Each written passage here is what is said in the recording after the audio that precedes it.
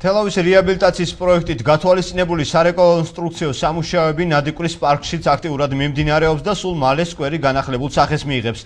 აქ მთლიანად იცვლება საკომუნიკაციო სანათი სისტემები განახლებულ პარკში მისულ დამსვენებელს მომავალი სეზონიდან 6 ახალი ატრაქციონი, გადასასვლელი ხიდი, კაფე და გადასახედი ტერასები დახვდება. განახლებულ ობიექტს დაცვის პოლიცია დაიცავს.